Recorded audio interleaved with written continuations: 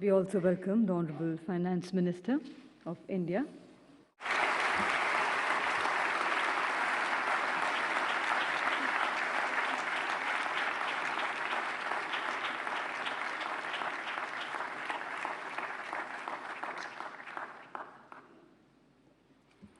I thank Honorable Senior Minister from Singapore, Sri Tharman Shanmugaratnam, for this comprehensive inaugural lecture on India's journey towards growth with inclusivity and inclusivity with growth.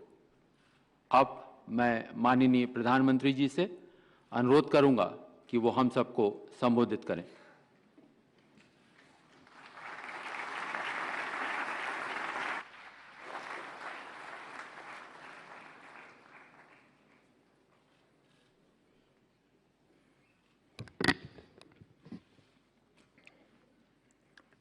नमस्कार।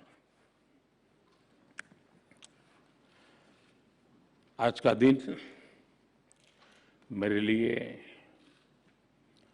अपूरणीय क्षति और असहनीय पीड़ा का दिन है। मेरे घनिष्ठ मित्र और जापान के पूर्व प्रधानमंत्री श्री शिंजो आबे अब हमारे बीच नहीं रहे हैं। आबा जी मेरे तो साथी थे ही,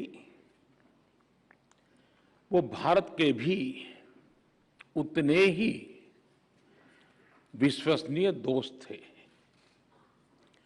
उनके कार्यकाल में भारत जापान में उनके जो राजनीतिक संबंध थे हमारे, वो को नई ऊंचाई तो मिली ही। हमने दोनों देशों की साझी विरासत से जुड़े रिश्तों को भी खूब आगे बढ़ाया। आज भारत के विकास की जो गति है, जापान के सहयोग से हमारे यहाँ जो कार्य हो रहे हैं, इनके जरिए शिंजो आबे जी भारत के जनमन में सालों तक बसे रहेंगे। मैं एक बार फिर दुखी मन से मेरे दोस्त को श्रद्धांजलि देता हूं। साथियों, आज का ये आयोजन मेरे और एक घनिष्ठ मित्र अरुण जेटली जी को समर्पित है। बीतों दिनों को याद करते हैं तो उनकी बहुत सारी बातें, उनसे जुड़े बहुत से वाक्य स्वाभाविक रूप से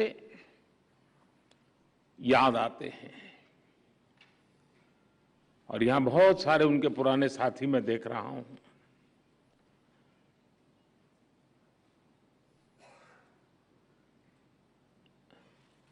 उनकी ऑरेटरी हम सब उसके कायल थे, और उनके वन लाइनर लंबे अरसे तक हवा में गूंजते रहते थे। उनका व्यक्तित्व विविधता से भरा था और उनका स्वभाव सर्वमित्र वाला था। यहां जितने भी लोग दिखते हैं, हर एक की अलग अलग दुनिया है, लेकिन सब अरुण के मित्र थे। ये अरुण के सर्वमित्र की विशेषता थी। और उनके व्यक्तित्व की इस खूबी को सभी आज भी याद करते हैं और हर कोई अरुण की कमी महसूस करता है। मैं अरुण जेटली जी को अपनी विनम्र श्रद्धांजलि देता हूं। साथियों, अरुण जी की स्मृति में इस लेक्चर का जो विषय रखा गया है, growth through inclusivity, inclusivity through growth, वो सरकार की डेवलपमेंट पॉलिसी का मूल मंत्र है। मैं थर्मन जी का विशेष रूप से आभारी हूं कि उन्होंने हमारे निमंत्रण को स्वीकार किया, और मैंने कई बार उनको सुना भी है, उनको मैं पढ़ता भी रहता हूं। उनकी बातों में, उनके अध्ययन में, वो सिर्फ भारत में ही बोलते हैं तब नहीं, दुनिया के अन्य देशों में भी जब जाते हैं तो काफी रिसर्च करते हैं, लोकल टच उनकी हर एकेडमिक थिंकिंग में, उनकी फिलॉसफी में बहुत सटीक तरीके से वो उसको नीट करते हैं। आज भी हम सब ने अनुभव किया, बहुत ही अच्छे ढंग से उन्होंने वैश्विक परिस्थिति से लेकर के हमारे देश के बच्चों तक हमें ले आए। मैं उनका बहुत आभारी हूं, उन्होंने समय निकाला। साथियों, जिस विषय पे यहां चर्चा हो रही है, जिस विषय को लेकर के आज अरुण जेटली व्याख्यान माला का हमारा प्रारंभ हुआ है, अगर मैं इसी को सरल भाषा में कहूं तो एक प्रकार से ये थीम, मेरी सीधी सादी भाषा में मैं कहूंगा, सबका साथ सबका विकास। लेकिन इसके साथ ही इस लेक्चर की थीम आज के पॉलिसी मेकर्स के सामने आ रही चुनौतियां और दुविधाओं को भी कैप्चर करती है। मैं आप सभी से एक प्रश्न पूछना चाहता हूं, क्या बिना इंक्लूजन के सही ग्रोथ संभव है? आप अपने आप को पूछिए, क्या बिना ग्रोथ के इंक्लूजन के बारे में सोचा भी जा सकता है? क्या हेड ऑफ द गवर्नमेंट के तौर पर मुझे 20 साल से भी अधिक समय से काम करने का अवसर मिला है और मेरे अनुभवों का सार यही है कि बिना इंक्लूजन के रियल ग्रोथ संभव ही नहीं है और बिना ग्रोथ के इंक्लूजन का लक्ष्य भी पूरा नहीं किया जा सकता। और इसलिए हमने ग्रोथ थ्रू इंक्लूसिविटी का रास्ता अपनाया, सबके समावेश का प्रयास किया। बीते 8 वर्षों में भारत ने इंक्लूजन के लिए जिस स्पीड के साथ काम किया है, जिस स्केल पर काम किया है, वैसा उदाहरण आपको पूरी दुनिया में कभी भी नहीं मिलेगा। बीते 8 साल में भारत ने 9 करोड़ से ज्यादा महिलाओं को मुफ्त गैस कनेक्शन दिया है। 9 करोड़। ये संख्या south Africa, Australia, Singapore, New Zealand, इसकी सारी आबादी को भी जोड़ दें तो उससे भी ज्यादा होती है। यानी आप स्केल देखिए, बीते 8 साल में भारत ने 10 करोड़ से ज्यादा टॉयलेट्स बनाकर गरीबों को दिए हैं। थर्मन जी ने इसका बड़ा पैशन होकर के उल्लेख किया।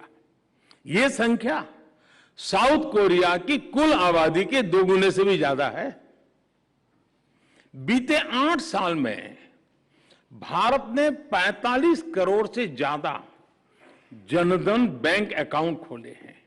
यह संख्या भी Japan, Germany, Britain, Italy, Mexico, इनकी टोटल पॉपुलेशन से भी करीब करीब उसके बराबर है। बीते 8 साल में भारत ने गरीबों को 3 करोड़ पक्के घर बनाकर दिए हैं। और मुझे याद है, एक बार आप ही के मंत्रिपरिषद के साथ ही ईश्वरन से मेरी बात हो रही थी, सिंगापुर के मिनिस्टर। जब मैं उनको ये स्केल बताता था हाउसिंग का, तो ईश्वरन ने मुझे कहा, तो आपको तो हर महीने एक नया सिंगापुर बनाना पड़ेगा। मैं आपको growth through inclusivity, inclusivity through growth का एक और उदाहरण देना चाहता हूं। भारत में कुछ साल पहले हमने आयुष्मान भारत योजना शुरू की थी, जिसका उल्लेख थर्मन जी ने किया और आने वाले प्रमुख सेक्टर में उन्होंने हेल्थ सेक्टर की चर्चा भी की है। इस योजना की वजह से 50 करोड़ से ज्यादा गरीबों को अच्छे से अच्छे अस्पताल में और हिंदुस्तान में कहीं भी 5 लाख रुपए तक का मुफ्त इलाज मिलना सुनिश्चित हुआ है। 50 करोड़ लोगों को 5 लाख रुपए तक मुफ्त इलाज। बीते 4 साल में आयुष्मान भारत की वजह से देश के 3.5 करोड़ से ज्यादा लोगों ने अपना मुफ्त इलाज कराया है।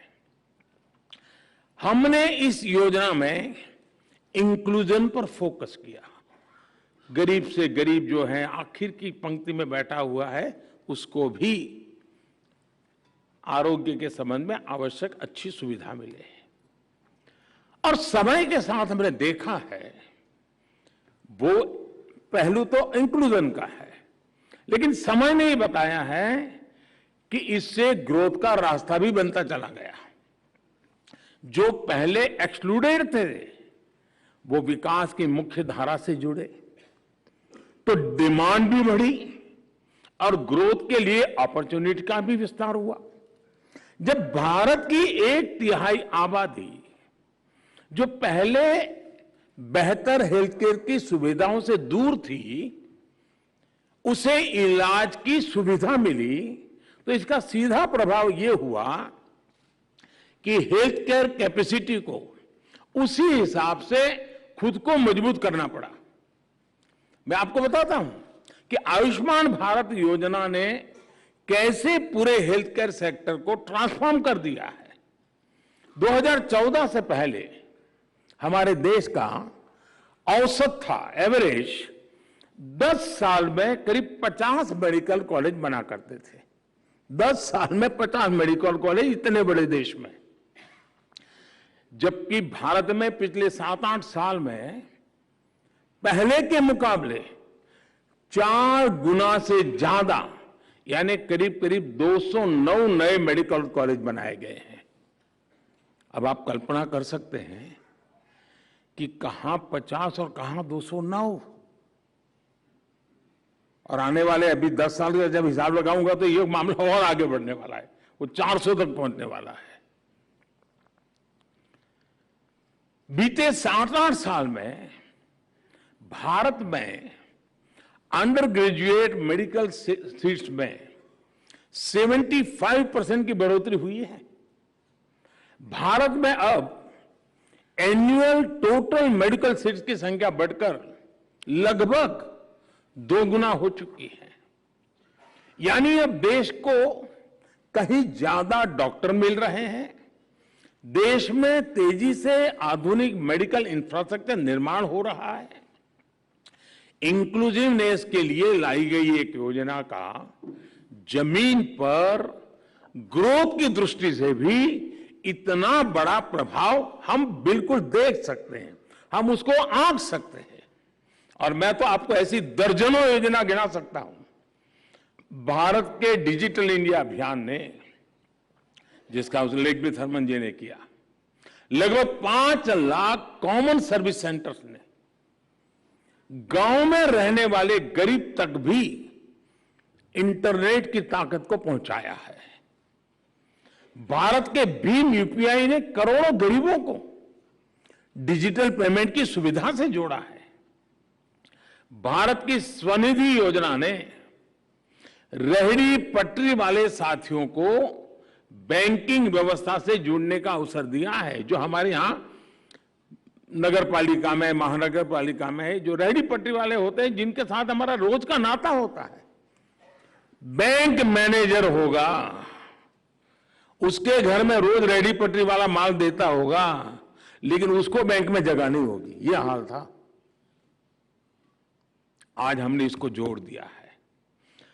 उसी प्रकार से भारत ने एक बहुत बड़ा काम किया है। दुनिया उस पर काफी कुछ इन दिनों जो अर्थशास्त्री लोग हैं वो लिख भी रहे हैं, बड़ी बड़ी एजेंसियां उसका रेटिंग भी कर रहे हैं। भारत का एक इनिशिएटिव है एस्पिरेशनल डिस्ट्रिक्ट प्रोग्राम। देश के 100 से ज्यादा जिलों में रहने वाले करोड़ों साथियों को अपलिफ्ट कर रहा है। और ये एस्पिरेशनल डिस्ट्रिक्ट की कल्पना ये है कि हिंदुस्तान के और जिलों की तुलना में जो पीछे रह गए हैं, उनकी आकांक्षाओं को हम एड्रेस करें, उनको उस राज्य की टॉप पोजीशन की बराबरी तक ले आए और फिर धीरे धीरे उसको नेशनल टॉप की बराबरी तक ले आए। साथियों, इसका इतना बड़ा पॉजिटिव इंपैक्ट हुआ है और एक प्रकार से इन 100 डिस्ट्रिक्ट का इंक्लूजन हो रहा है डेवलपमेंट की दुनिया में। भारत की राष्ट्रीय शिक्षा नीति और एक बहुत बड़ा पैराडाइम शिफ्ट है और शिक्षा पर भी थर्मन जी ने काफी बल दिया अपनी बातचीत में। भारत की राष्ट्रीय शिक्षा नीति मातृभाषा में, मदर टंग में पढ़ाई पर जोर दे रही है। जो अंग्रेजी नहीं जानता, जो एक्सक्लूडेड है, उसे अब मातृभाषा में पढ़कर आगे बढ़ने का मौका मिलेगा। भारत की उड़ान योजना, इसने देश के, हमने कई हवाई पट्टियों को जीवंत कर दिया, नए एयरपोर्ट बनाए, दूर दूर टियर 2, टियर 3 सिटी में भी हम चले गए और उड़ान योजना लाए। एक फिक्स अमाउंट में हवाई जहाज में सफर की एक रचना की। भारत की उड़ान योजना ने देश के अलग अलग कोनों को हवाई मार्ग से जोड़ा है। गरीब को भी हवाई जहाज में उड़ने का हौसला दिया है और मैं कहता था हवाई चप्पल पहनने वाला भी अब हवाई जहाज में बैठेगा। यानी इंक्लूजन भी हो रहा है, ग्रोथ भी हो रहा है। उसी का परिणाम है आज भारत के में एविएशन सेक्टर का ग्रोथ इतना हो रहा है, 1000 से ज्यादा नए एयरक्राफ्ट के ऑर्डर बुक हुए हैं भारत के लिए। इस देश में 1000 से ज्यादा नए एयरक्राफ्ट खरीदा, क्योंकि पैसेंजर वाला इंक्लूजन का जो हमारा अप्रोच रहा, उसी का परिणाम है। अभी थर्मन जी ने जिसकी बात की, जो मैं गुजरात में जिसको मैंने बहुत मुखरता से काम किया था, जल जीवन मिशन, देश के हर घर को पाइप वाटर सप्लाई से जोड़ रहा है, नल से जल। और उस सिर्फ वो पानी मिलता है नहीं, वो उसका समय बचाता है, कठिनाइयां बचाता है, हेल्दी कंडीशन के लिए वाटर की बहुत बड़ी भूमिका रहती है। उन सारे दृष्टि से ये मिशन बहुत बड़ा सामाजिक जीवन, और जिन्होंने बच्चों के न्यूट्रिशन का विषय किया, उसका संबंध पानी से भी है। शुद्ध पानी, पीने का शुद्ध पानी, ये भी न्यूट्रिशन के लिए, बच्चों के लिए बहुत महत्वपूर्ण विषय है। और हमारा नल से जल अभियान उस इश्यू को भी एड्रेस करने वाला का एक बड़ा महाअभियान का हिस्सा है। सिर्फ 3 साल में ही इस मिशन ने 6 करोड़ से ज्यादा घरों को पानी के कनेक्शन से जोड़ा है। भारत में मोटे तौर पर लगाया हिसाब तो 25-27 करोड़ घर है, उसमें से 6 करोड़ घरों को पानी पहुंचा दिया है जी। ये इंक्लूसिवनेस आज देश के सामान्य मानवी का जीवन आसान कर रही है, उसे आगे बढ़ने का हौसला दे रही है। और किसी भी देश के विकास में इसका कितना महत्व है, ये आप अर्थ जगत के लोग जो यहां बैठे हैं वो भली भांति इस बात को जानते हैं। मैं आपको एक और उदाहरण देना चाहता हूं। आप भी जानते हैं, और ये तो मैंने देखा है कि यूएन में भी इसकी चर्चा होती है, एसडीजी में भी उसकी डेवलपमेंट गोल के अंदर इन मुद्दों पर चर्चा होती है। और वो कह रहा है, दुनिया में दशकों से अनेक देशों में प्रॉपर्टी राइट्स ये बहुत बड़ा इश्यू बना हुआ है। और जब प्रॉपर्टी राइट्स की बात करते हैं, तब समाज के जो आखिरी लोग होते हैं वो सबसे ज्यादा वल्नरेबल होते हैं, उनके पास कोई दस्तावेज नहीं होता है, सबसे ज्यादा मुसीबतें उनको झेलनी पड़ती है। लेकिन आपको जानकर के खुशी होगी कि भारत ने इस दिशा में जिस तेजी से काम किया है वो अभूतपूर्व है। और मैं मानता हूं दुनिया के एकेडमिशियंस, दुनिया के इकोनॉमिस्ट इस विषय को अध्ययन करेंगे और दुनिया के सामने इस विषय को प्रस्तुत करेंगे कि स्वामित्व योजना के माध्यम से देश के ग्रामीण क्षेत्र में घरों और इमारतों की मैपिंग का काम बड़े पैमाने पर चल रहा है। अभी तक भारत के 1.5 लाख गांवों में ये काम हम ड्रोन की मदद से करते हैं। ड्रोन से सर्वे होता है और टेक्नोलॉजी का भरपूर उपयोग होता है और पूरा गांव वहां मौजूद रहता है जब ये सारी प्रोसेस होती है तब। और 1.5 लाख से अधिक कामों में ड्रोन से ये सर्वे पूरा किया जा चुका है। और 37,000 स्क्वायर किलोमीटर, आप कल्पना करिए, ड्रोन के माध्यम से 37,000 स्क्वायर किलोमीटर जमीन की मैपिंग का काम हो चुका है, मतलब उन घरों से जुड़ी हुई जमीन वाला। और 80 लाख से ज्यादा लोगों के लिए प्रॉपर्टी कार्ड बनाए जा चुके हैं, और ये भी जो मालिक है उसकी सहमति से होता है, उसके साथ विचार विमर्श होता है, उसके अड़ोस पड़ोस के लोगों के साथ विचार विमर्श होता है। एक लंबी प्रक्रिया है। और इसका मतलब यह हुआ कि इससे गांव के लोगों को बैंक लोन मिलना आसान हुआ है, उनकी जमीन अब कानूनी विवादों से भी बच रही है। साथियों, आज का भारत रिफॉर्म्स बाय कंपल्सन के बजाय रिफॉर्म्स बाय कन्विक्शन से आने वाले 25 साल का रोड मैप तैयार कर रहा है।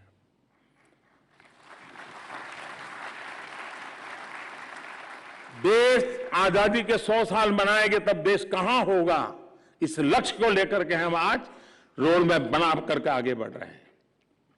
दशकों पहले देश ने यह देखा था कि जब कोई रिफॉर्म मजबूरी में होता है तो उसके इंस्टीट्यूशनलाइज होने की उम्मीद कम रहती है। जैसे ही मजबूरी खत्म होती है वैसे ही रिफॉर्म भी बुला दिया जाता है। रिफॉर्म जितने जरूरी होते हैं उतना ही जरूरी वो एनवायरनमेंट होता है, मोटिवेशन होता है। पहले भारत में बड़े रिफॉर्म तभी हुए जब पहले की सरकारों के पास कोई रास्ता ही नहीं बचा था। हम रिफॉर्म्स को नेसेसरी इविल के रूप में नहीं बल्कि एक विन विन चॉइस के रूप में मानते हैं, जिसमें राष्ट्रहित भी है, जनहित भी है।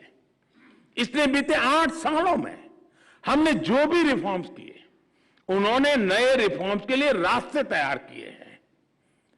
अरुण जी आज जहां भी होंगे वो संतुष्ट होंगे कि वो जिस मिशन में भागीदार रहे उसका लाभ आज देश को मिल रहा है।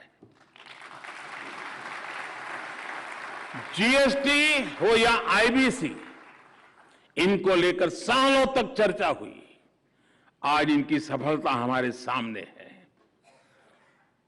कंपनीज एक्ट को डीक्रिमिनलाइज करना हो, कॉरपोरेट टैक्सेस को कॉम्पिटिटिव बनाना हो, स्पेस, कोल माइनिंग और एटॉमिक सेक्टर्स में को खोलना हो, ऐसे अनेक रिफॉर्म आज 21वीं सदी के भारत की सच्चाई है।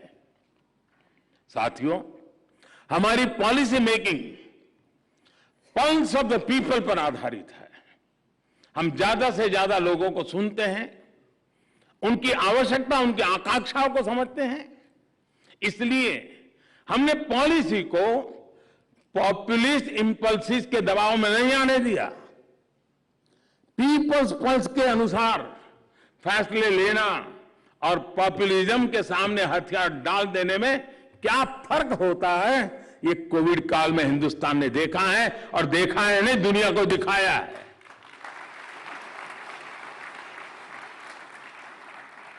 बड़े बड़े अर्थशास्त्री क्या कह रहे थे पैंडेमिक के समय? जब पैंडेमिक आई तो पूरी दुनिया में बड़े बेल आउट पैकेज के लिए, डिमांड ड्रिवन रिकवरी के लिए पॉपुलिस्ट इंपल्स था, हम पर भी दबाव था और हमारी आलोचना होती थी, ये कुछ कर नहीं रहे, कुछ दे नहीं रहे, पता नहीं क्या कुछ हमारे लिए कहा गया। ये भी कहा गया कि लोग चाहते हैं, एक्सपर्ट ये चाहते हैं, बड़े बड़े विद्वान ये चाहते हैं, लेकिन भारत दबाव में नहीं आया। उसने एक अलग अप्रोच अपनाई और बहुत समझदारी के साथ, शांत मन से अपनाई। हमने पीपल फर्स्ट अप्रोच के साथ गरीब को सुरक्षा दी, महिलाओं, किसानों, एमएसएमई पर ध्यान दिया। हमने दुनिया से अलग इसलिए कर पाए क्योंकि हमें पीपल्स पल्स यानी जनता क्या चाहती है, उसकी क्या चिंता है, इसका एहसास है। इसलिए भारत की रिकवरी और बाकी दुनिया की रिकवरी में जो फर्क है वो हम साफ देख सकते हैं। साथियों, मैं अक्सर मैक्सिमम गवर्नमेंट, मिनिमम गवर्नमेंट और मैक्सिमम गवर्नेंस का आग्रह करता रहा हूं। हमारी सरकार ने ऐसे 1,500 कानूनों को खत्म कर दिया है जो लोगों के जीवन में अनावश्यक रूप में दखल दे रहे थे। 1,500 कानून। और मुझे याद है 2013 में जब भारतीय जनता पार्टी ने मुझे पीएम कैंडिडेट बनाया था, 2014 में चुनाव होना था, तो यही दिल्ली में ही व्यापार जगत के लोगों ने मुझे कार्यक्रम के लिए बुलाया था और वो बड़ी थोड़ा गर्म मिजाज का वातावरण था। क्या करोगे, डिकना करोगे, फलाना करोगे, सब पूछ रहे थे। ये कानून बनाओगे, नहीं कानून बनाओगे, ऐसा बड़ा दबाव था। कैंडिडेट था चुनाव के दिनों में, हम भी तो जरा मैंने कहा देखिए आप कानून बनाना चाहते हैं, लेकिन मैं आपको एक वादा करता हूं, मैं हर दिन एक कानून खत्म करूंगा। नए बनाने की गारंटी नहीं देता हूं, खत्म करूंगा। और पहले 5 साल में 1,500 कानून खत्म करने का काम पूरा कर दिया साथियों, जो कानून जनता सामान्य पर बोझ बनते हैं।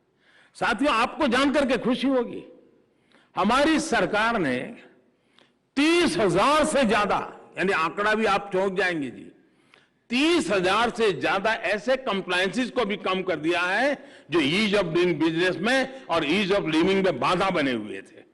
30,000 कंप्लायंसेस खत्म कर देना, यानी जनता जनार्दन पर कितना अभूतपूर्व विश्वास का युग आया है, उसका नतीजा होता है कि हम कंप्लायंसेस के बोझ से जनता को मुक्त कर रहे हैं।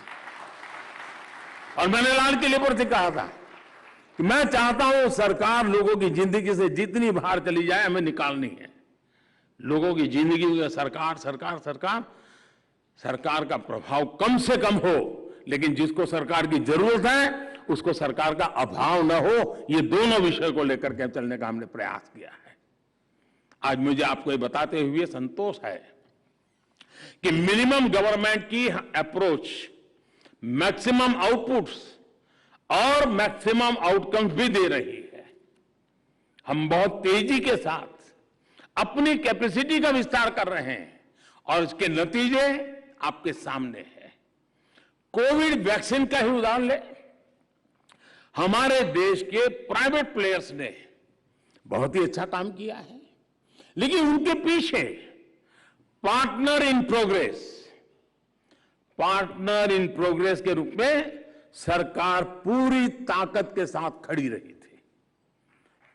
वायरस आइसोलेशन से लेकर स्पीडी ट्रायल तक, फंडिंग से लेकर रैपिड रोल आउट तक जो कंपनियां वैक्सीन का निर्माण कर रही थी, उन्हें सरकार का भरपूर सहयोग मिला। एक और उदाहरण हमारे स्पेस इकोसिस्टम का है। आज भारत पूरी दुनिया में सबसे विश्वसनीय और अत्याधुनिक स्पेस सर्विस प्रोवाइडर में से एक है। इस क्षेत्र में भी हमारा प्राइवेट सेक्टर इकोसिस्टम बहुत ही बेहतरीन काम कर रहा है, लेकिन उनके पीछे भी पार्टनर इन प्रोग्रेस के रूप में सरकार की पूरी शक्ति है, जो उन्हें हर सुविधा और जानकारी उपलब्ध करने में मदद कर रही है। जब हम भारत के डिजिटल पेमेंट इकोसिस्टम का उदाहरण लेते हैं, तो हमारे यहां फिनटेक के साथ ही डिजिटल पेमेंट से जुड़े कई प्लेयर्स हैं, लेकिन यहां भी देखें तो इनके पीछे जेम ट्रिनिटी, रुपे, यूपीआई और सपोर्टिव पॉलिसीज का मजबूत आधार है। यहां मैंने केवल कुछ उदाहरण आपके सामने रखे हैं, लेकिन मैं इन्हें दुनिया के लिए एक रिसर्च का विषय मानता हूं। एकेडमिक वर्ल्ड को गहराई में जाने के लिए निमंत्रण देता हूं। दुनिया भर के इकोनॉमिक्स को मैं निमंत्रित करता हूं। आइए उसकी बारीकियों को देखिए। इस विशाल देश, अनेक विविध आवश्यकताएं, उन सब के बावजूद भी हम किस प्रकार से आगे बढ़ रहे हैं। एक प्रकार से देखें तो अब सिर्फ प्राइवेट सेक्टर या सरकारी वर्चस्व वाले एक्सट्रीम मॉडल्स की बातें पुरानी हो चुकी हैं। अब समय है कि सरकार की प्राइवेट सेक्टर को पार्टनर इन प्रोग्रेस मानकर उन्हें प्रोत्साहित करें और हम इसी दिशा में आगे बढ़ रहे हैं। साथियों, सबको साथ लेकर चलने, देश के पब्लिक और प्राइवेट दोनों सेक्टर्स पर भरोसा करने की यही स्पिरिट है जिसके कारण आज भारत में ग्रोथ के लिए अद्भुत उत्साह दिख रहा है। आज हमारा एक्सपोर्ट नए रिकॉर्ड बना रहा है, सर्विस सेक्टर भी तेजी से ग्रोथ की तरफ आगे बढ़ रहा है। पीएलआई स्कीम का असर मैन्युफैक्चरिंग सेक्टर पर दिखने लगा है। मोबाइल फोन सहित पूरे इलेक्ट्रॉनिक मैन्युफैक्चरिंग सेक्टर में कई गुना वृद्धि हुई है। आपको जानकर के आश्चर्य होगा, जब मैं इस कोरोना कालखंड में टॉय को लेकर के मैंने समिट की थी, खिलौने, तो कई लोगों को लगा हो गया ये पीएम को कभी झाड़ू की बात करता है, स्वच्छता की बात करता है, टॉयलेट की बात, टॉय की बात कर रहा है। कईयों को, क्योंकि अब तक हम उन बड़ी बड़ी बातों में फंसे रहे हैं तो मेरी बातें उनके गले बैठती नहीं थी। सिर्फ खिलौनों के ऊपर मैंने ध्यान दिया, खिलौने बनाने वालों पर ध्यान केंद्रित किया, टेक्नोलॉजी पर ध्यान दिया, इनोवेशन पर ध्यान दिया, फाइनेंशियल सेक्टर की तरफ ध्यान दिया। अभी तो 2 साल पूरे नहीं हुए हैं। मेरे देशवासी गर्व करेंगे कि टॉयज का इंपोर्ट इतने कम समय में इतना घट गया, वरना हमारे यहां हर घर में खिलौना विदेशी हुआ करता था जी। वो इतना इंपोर्ट कम हुआ है। इतना ही नहीं, भारत के खिलौने, भारत के टॉय पहले जितना इंपोर्ट होता था उससे ज्यादा आज एक्सपोर्ट होने लग गए हैं। यानी कितना बड़ा पोटेंशियल अनटैप था। जैसे आपने कहा टूरिज्म, सचमुच मैं सहमत हूं आपसे। भारत के टूरिज्म की संभावना इतनी अपार है, लेकिन हम एक ही जगह पे अटक गए थे। हिंदुस्तान के पूर्ण रूप में विश्व के सामने ले जाने का हम पता नहीं, हमारी मानसिकता ही वो खो चुकी थी। और मैं तो विदेश के मेहमान जो भी आते हैं तो हिंदुस्तान के किसी न किसी स्थान पर ले जाने का आग्रह रखता हूं। क्या मेरे टूरिज्म को, इस बार हमने योगा का कार्यक्रम किया तो 75 आइकॉनिक स्थान पर किया ताकि लोगों को पता चले कि टूरिज्म के ऐसे ऐसे डेस्टिनेशन है हमारे यहां। टूरिज्म की संभावनाएं, आपने सही फरमाया, पूरे विश्व के लिए एक बहुत बड़ा आकर्षण का केंद्र बन सकता है भारत। साथियों, हमारी डिजिटल इकोनॉमी भी तेजी से आगे बढ़ रही है। फिजिकल और डिजिटल इंफ्रास्ट्रक्चर पर रिकॉर्ड निवेश हो रहा है। यानी हमारे ग्रोथ इंजन से जुड़ा हर सेक्टर आज पूरी क्षमता से चल रहा है। साथियों, आजादी का यह अमृतकाल भारत के लिए अनगिनत नए अवसर लेकर आ रहा है। हमारा निश्चय पक्का है, हमारा इरादा अटल है। मुझे विश्वास है हम अपने संकल्पों को सिद्ध करेंगे, 21वीं सदी में उस ऊंचाई को प्राप्त करेंगे जिसका भारत हकदार है। और जैसा थर्मन जी कुछ चैलेंजेस के लिए बता रहे थे, मैं मानता हूं चुनौतियां हैं, लेकिन अगर चुनौतियां हैं तो 130 करोड़ सॉल्यूशन भी है। ये मेरा विश्वास, और उन विश्वास को लेकर के चुनौतियों को ही चुनौती देकर के आगे बढ़ने का संकल्प लेकर के चल रहे हैं। और इसलिए हमें इंक्लूजन का रास्ता लिया है और उसी रास्ते से ग्रोथ को भी पाने का इरादा रखा है। एक बार फिर अरुण जी को याद करते हुए मैं अपनी वाणी को विराम देता हूं। थर्मन जी का विशेष रूप से धन्यवाद करता हूं। आप सबका भी हृदय से बहुत बहुत आभार व्यक्त करता हूं। धन्यवाद। I thank Honorable Prime Minister, Senior Minister of Singapore, all the panelists, Senior Ministers of Government of India, family members, diplomats and other dignitaries. Thank you very much for joining us on this inaugural Arun Jaitley Memorial Lecture. I'll request everybody to remain seated. First, Prime Minister will leave for the next event with the international delegates of KEC in the same building. Thereafter, international delegates of the KEC will be requested that to move to the photo session, and thereafter, then the guest can leave thereafter. Thank you.